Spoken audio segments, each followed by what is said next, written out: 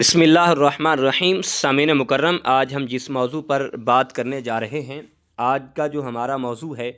وہ یہ ہے کہ جب اتحیات پر انسان بیٹھتا ہے، نماز کی صورت میں اتحیات جب پڑھتے ہیں، کیا اتحیات پڑھنے کے بعد یہ آگے جو دعا ہے یہ پڑھنا لازمی ہے؟ یعنی ربی جعلنی مقیم الصلاۃ ومن ذریتی ربنا وتقبل دعا، یہ ساری جو دعا آگے آتی ہے کیا اس کو بھی پڑھنا لازمی ہے؟ یہ درود پاک پڑھنا یہ بھی لازمی ہے؟ آج اس بارے ہم آپ کو آگاہ کرنے جا رہے ہیں، اس بارے ہم آپ کو موٹیویٹ کرنے جا رہے ہیں۔ تو انشاءاللہ العزیز آج آپ اس شک سے جو ہے آپ کے دماغ میں یہ وسوسہ پیدا ہوتا ہے، آپ اس سے بھی دور ہو جائیں گے اور آپ کی جو نماز ہے وہ خوبصورت ہو جائے گی۔ اور دیکھیں، سب سے پہلی بات تو یہ ہے کہ جب ہم اتحیات پر بیٹھتے ہیں، یعنی ہم فجر کی نماز میں ہوں یا ظہر کی نماز میں ہو یا عصر کی نماز میں ہو، مختصر یہ ہے کہ اگر فرض پڑھ رہے ہیں یا سنت پڑھ رہے ہیں یا نوافل پڑھ رہے ہیں، کسی بھی نماز جو بھی نماز پڑھ رہے ہیں، تو یقیناً یاد رکھیے کہ ہم اتحیات پڑھتے ہیں تو اتحیات مکمل پڑھیں،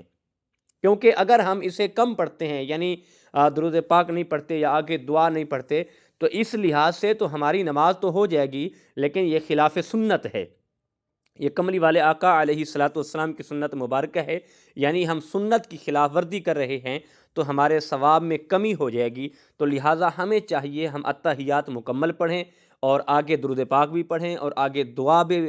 بھی پڑھیں، تاکہ ہماری جو نماز ہے، جس مقصد کے لیے ہم خدا کی بارگاہ میں سجدے کے لیے آئے ہیں، اپنے رب کی عبادت کرنے کے لیے آئے ہیں، اپنے رب کی بارگاہ میں جھکنے کے لیے آئے ہیں، اپنے رب کو راضی کرنے کے لیے آئے ہیں، تو پھر خوبصورت انداز سے اپنے رب کو راضی کریں، اپنے رب کو سجدہ کریں، اپنے رب سے دعا مانگیں اور رب کی عبادت پھر ایسے طریقے سے کریں کہ ہماری عبادت ایک مثال بن جائے، ہماری عبادت ایک خوبصورت بن جائے، تاکہ ہماری عبادت کے ذریعے اور ہماری نماز کے ذریعے اللہ پاک ہم پہ راضی ہو جائے، اللہ پاک ہماری نماز کو خوبصورت بنا دے۔ اور اسی طرح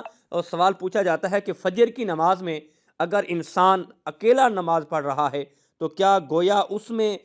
قرات جو ہے وہ بلند آواز سے کرنی چاہیے یا آہستہ کرنی چاہیے؟ اس بارے بھی ہم آپ کو آگاہ کرنے جا رہے ہیں۔ تو یقیناً یاد رکھیے کہ اگر ہم فجر کی نماز پڑھ رہے ہیں، یعنی جو بھی نماز اندھیرے میں پڑھی جاتی ہے، جیسے مثال کے طور پر مغرب ہے یا عشاء ہے یا فجر کی نماز ہے، یہ تین نمازیں جو ہے اندھیرے میں پڑھی جاتی ہیں، تو اگر آپ اکیلا پڑھنا چاہتے ہیں تو آپ اس میں بلند آواز سے بھی قرات کر سکتے ہیں، آہستہ بھی آپ قرات کر سکتے ہیں، اس میں کوئی حرج نہیں ہے۔ اگر بلند آواز سے کریں گے تو تب بھی آپ کی نماز ہو جائے گی، اگر آہستہ آواز میں آپ قرات کریں تو تب بھی آپ کی نماز ہو جائے گی۔ لیکن مسئلہ دراصل یہ ہے، یقیناً یاد رکھیے گا،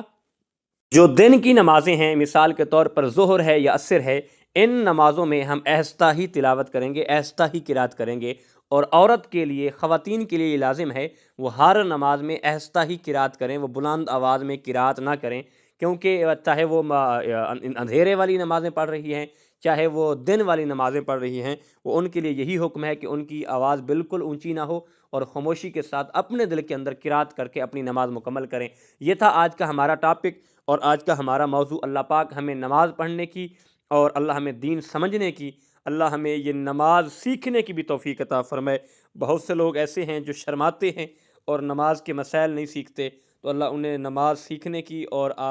شریعت مطہرہ پر عمل کرنے کی اللہ توفیق عطا فرمائے۔ اللہ ہم سب کا ناظر، حامی و ناصر ہو، اللہ ہم سب کے لیے خوشیاں نصیب فرمائے، اللہ ہمیں دکھوں سے بچا لے، اللہ ہمیں خوشیاں نصیب فرمائے۔ وما علیہ الا البلاغ المبین۔